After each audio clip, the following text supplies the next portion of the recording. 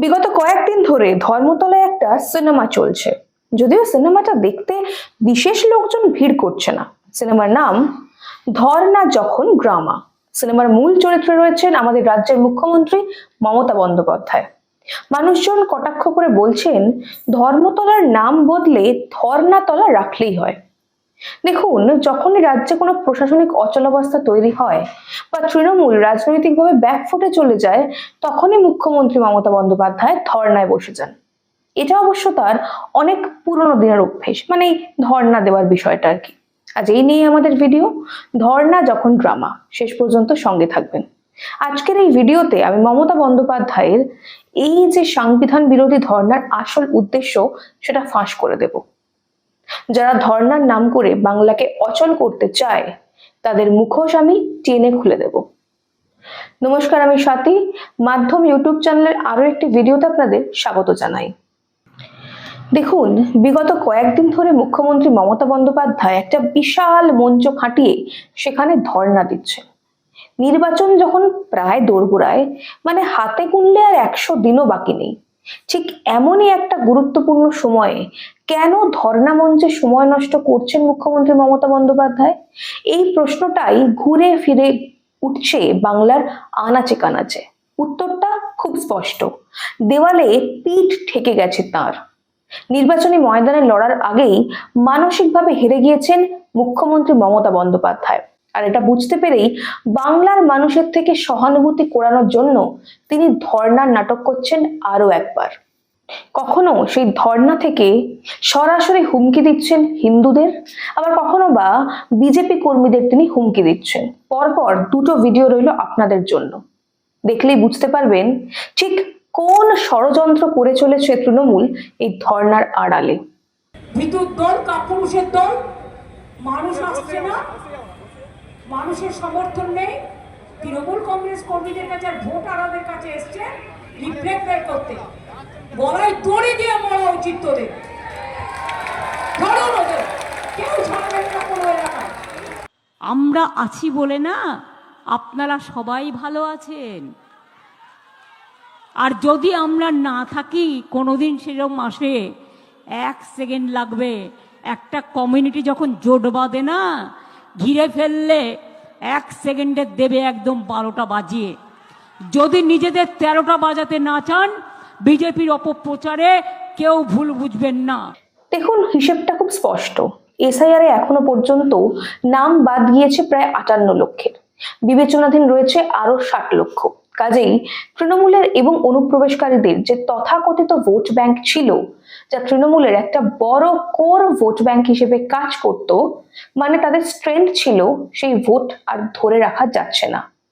বিভিন্ন জায়গায় দেখা যাচ্ছে 2021-এর নির্বাচনে যত ভোটারের ব্যবধানে তৃণমূল জিতেছিল, তার থেকে বেশি ভুয়ো, মৃত এবং স্থানান্তরিত ভোটার বাদ গিয়েছে এসআইআর প্রক্রিয়ায়।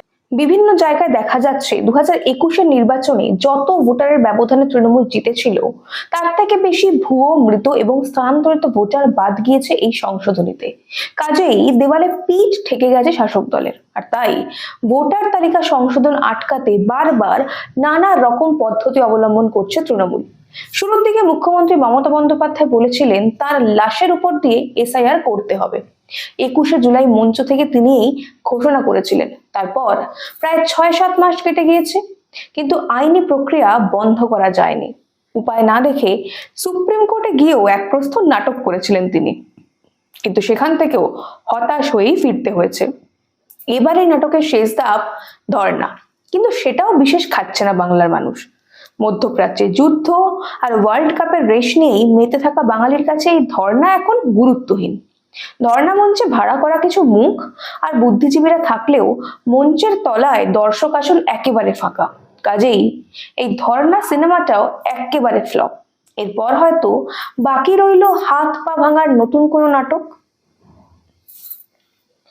আমি শুরুতেই বলেছিলাম মুখ্যমন্ত্রী মমতা বন্দ্যোপাধ্যায়ের ধর্ণা একটা ড্রামা। এর আগেও তিনি একাধিকবার এই ড্রামা করেছেন। আসুন আপনাদের মনে করিয়ে দিই মুখ্যমন্ত্রী মমতা বন্দ্যোপাধ্যায় কতবার ঠিক কি কি কারণে ধর্ণায় বসেছেন। দেখুন, তিনি যখন বিরোধী নেত্রী ছিলেন তখন সিঙ্গুর নন্দীগ্রাম আন্দোলনে ধর্ণা দিয়েছিলেন। আমি সেই প্রসঙ্গে যাচ্ছি না। তখন তিনি বিরোধী দলে ছিলেন, সরকারের বিরুদ্ধে প্রতিবাদ জানাচ্ছিলেন, সেটা তার গণতান্ত্রিক অধিকার। কিন্তু মুখ্যমন্ত্রী হওয়ার পর 2019 সালের ফেব্রুয়ারি মাসে কলকাতার তৎকালীন পুলিশ কমিশনার রাজীব কুমারের বাড়িতে সিবিআই হানা দেয়। সারদা এবং রোজভ্যালি কাণ্ডে তথ্য প্রমাণ লোপাটের অভিযোগে এই হানা দেওয়া হয়েছিল। এর প্রতিবাদে মুখ্যমন্ত্রী মমতা বন্দ্যোপাধ্যায় মেট্রো চ্যানেলে 3 দিনের জন্য সংবিধান বাঁচাও ধর্নায় বসেন। এটি ছিল স্বাধীন ভারতে একটা নজিরবিহীন ঘটনা, যেখানে একজন ক্ষমতাসীন মুখ্যমন্ত্রী একজন অভিযুক্ত পুলিশ অফিসারের জন্য রাস্তায় বসে ধর্ণা দিচ্ছিলেন।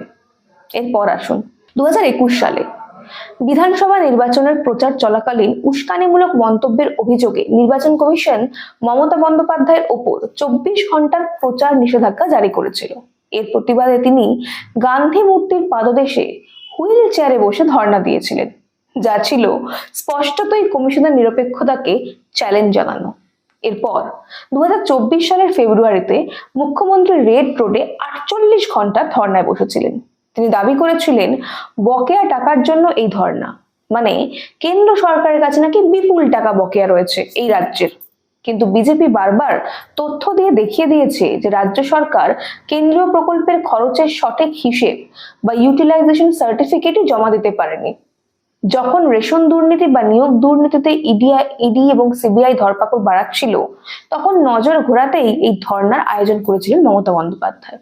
এছাড়াও একাধিকবার তিনি রাজভবনের সামনে বা রাজ্যপালের বিরুদ্ধেও ধর্ণার হুঁশিয়ারি দিয়েছিলেন। দেখুন, সংবিধান অনুযায়ী রাজ্যপাল হলেন রাজ্যের সাংবিধানিক প্রধান।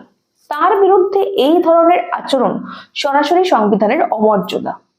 শুধু রাজ্যপাল কেন বলছি, তিনি সংবিধানের প্রতিটি শাখাকে অপমান করেছেন। মুখ্যমন্ত্রী এবং তার দলের নেতারা বিভিন্ন বিচারপতিদের বারবার বিজেপির দালাল বলে দাগিয়ে দিয়েছেন। এমনকি হাইকোর্টে বারবার তিরস্কৃত হওয়ার পরেও সুপ্রিম কোর্টে ছুটে গিয়েছেন, বারবার কোর্ট অবমাননা করেছেন। নির্বাচন কমিশনকে নির্যাতন কমিশন বলে আক্রমণ করেছেন। মুখ্য নির্বাচন কমিশনার জ্ঞানেশ কুমারকে ভ্যানিশ কুমার বলেছেন। এছাড়াও আরো বহু কটু কথা বলেছেন। এমনকি রাষ্ট্রপতি পশ্চিমবঙ্গে সফরে এলে তিনি তার সঙ্গে দেখা করার সৌজন্যটুকু রাখেননি। তার বদলে ধর্ণা মঞ্চ থেকে তিনি বলছেন 50 বার করে এলে আমি কি করে যাই বলুন তো। মানে ন্যূনতম সৌজন্যতা দেখাতে হয় কিভাবে সেটুকুও ভুলে গেছেন মমতা বন্দ্যোপাধ্যায়।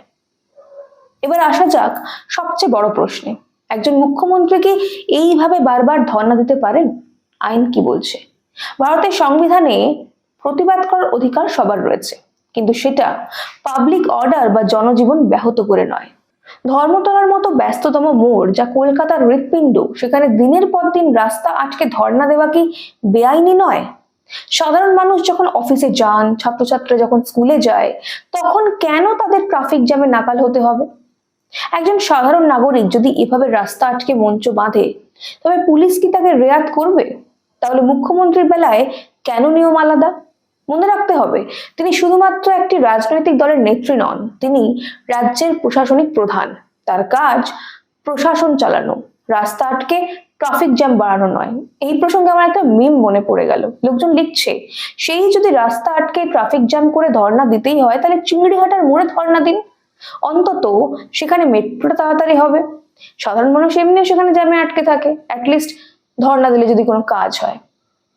এরপরে যে মারাত্মক প্রশ্ন আসে সেটা হলো সরকারি ক্ষমতার অপব্যবহার। এই ধর্ণা মঞ্চ কি তৃণমূল কংগ্রেসের নিজের টাকায় তৈরি, নাকি এখানেও সাধারণ মানুষের ট্যাক্সের টাকা খরচ হচ্ছে? লক্ষ্য করে দেখুন, ধর্ণা মঞ্চের চারিদিকে যে কয়েক হাজার পুলিশ মোতায়েন থাকে, যে সিসিটিভি ক্যামেরা বা অস্থায়ী শৌচাগার এবং পানীয় জলের ব্যবস্থা করা হয়, তার খরচ কে দেয়? সরকারি কর্মচারী এবং আধিকারিকরা যখন এই রাজনৈতিক ধর্ণা তদারকি করেন, তখন সেটা কি অফিস অফ প্রফিট বা ক্ষমতার অপব্যবহারের আওতায় পড়ে না? একটি রাজনৈতিক কর্মসূচিকে সরকারি কর্মসূচির মোড়ক দিয়ে সরকারি কোষাগার থেকে টাকা খরচ করা কি জনগণের সঙ্গে প্রতারণা নয়?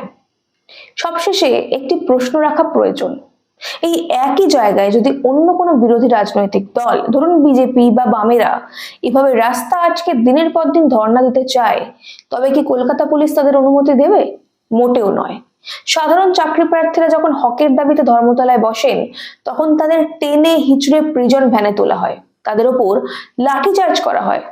অথচ মুখ্যমন্ত্রী যখন নিজেই আইন ভাঙেন তখন পুলিশ সেখানে পাহারাদার হয়ে দাঁড়িয়ে থাকে। এটাই কি গণতন্ত্র, যেখানে আইন শাসক আর বিরোধীর জন্য আলাদা? মুখ্যমন্ত্রী যখন ধর্নায় বসেন তখন নবান্নে হাজার হাজার জরুরি ফাইল পড়ে থাকে, প্রশাসনিক কাজ থমকে যায়। একজন মুখ্যমন্ত্রী এভাবে রাস্তায় বসে থাকা কি আদৌ পশ্চিমবঙ্গের সাধারণ মানুষের জন্য শুভকর? এটা কি সাধারণ মানুষের অধিকার হরণ করা নয়? আমার এই ধর্ণা প্রসঙ্গেই আরো একটা কথা মনে পড়ে গেল। মুখ্যমন্ত্রী মমতা বন্দ্যোপাধ্যায় ধর্ণা মঞ্চের সামনে পার্শ্ব শিক্ষকরা ধর্ণা দিচ্ছিলেন বা প্রতিবাদ করছিলেন, তাদের বেতন অত্যন্ত কম। মুখ্যমন্ত্রী বলছেন এখানে রাজনীতি করবেন না, এটা ধর্ণার মঞ্চ, এটা সাধারণ মানুষের অধিকারের মঞ্চ। অথচ মুখ্যমন্ত্রী মমতা বন্দ্যোপাধ্যায় কি ধর্ণা দিচ্ছেন, এটা কি নাটক নয়? এটা কি রাজনীতি নয়? এই যে ধর্ণার নাটক, এটুকু বাদ দিলে যে বিষয়টা থাকে সেটা কিন্তু বেশ সিরিয়াস। যে সমস্ত সংবাদ মাধ্যম রোজ সকাল বিকেল মুখ্যমন্ত্রীর ধর্ণা কভার করছেন আর লাইভ গান দেখাচ্ছেন, তারা কি পারবেন মুখ্যমন্ত্রীকে প্রশ্নগুলো করতে? তারা কি পারবেন জিজ্ঞাসা করতে কেন জনগণের টাকায় এই রাজনৈতিক সার্কাস হচ্ছে? 2021-এর নির্বাচনে মমতা জিতেছিলেন পা ভাঙার নাটক করে, কিন্তু 2026-এ এখনো পর্যন্ত কোনো নাটকই কাজে আসছে না। ভাতা রাজনীতিও সফল হলো বলে মনে হচ্ছে না। তাই মরিয়া মমতা বেকার ভাতা আগস্টের বদলে এপ্রিল থেকে দেবার কথা বলেন। নিন্দুকেরা আবার বলছে পাবলিক টাকা নেবে কিন্তু ভোট দেবে না। আটপৌরে শাড়ির নাটকও চললো না। এবিপি আনন্দকে নিয়ে টালির চালার নাটকও পাবলিক খেলো না। আর এই ধর্ণা তো পুরোই ফ্লপ, একেবারে দাঁড়াচ্ছে না যাকে বলে। মুখ্যমন্ত্রী বসে আছেন কিন্তু সামনে সব চেয়ার ফাঁকা। এদিকে জনজোয়ার উপচে পড়ছে বিজেপির পরিবর্তন যাত্রায়। পুলিশি হয়রানি, গুন্ডাদের গুন্ডামি, কোনো কিছুই আটকাতে পারছে না এই জনজোয়ার। এই পরিস্থিতিতে আবার কোন নতুন নাটক নিয়ে মাঠে নামতে পারেন মাননীয়া? কি মনে হয় আপনাদের? আপনাদের মূল্যবান মতামত আমাদের কমেন্ট করে জানান। আজ এই পর্যন্তই, দেখা হবে পরের একটি ভিডিওতে। ততক্ষণ পর্যন্ত সঙ্গে থাকুন, দেখতে থাকুন মাধ্যম।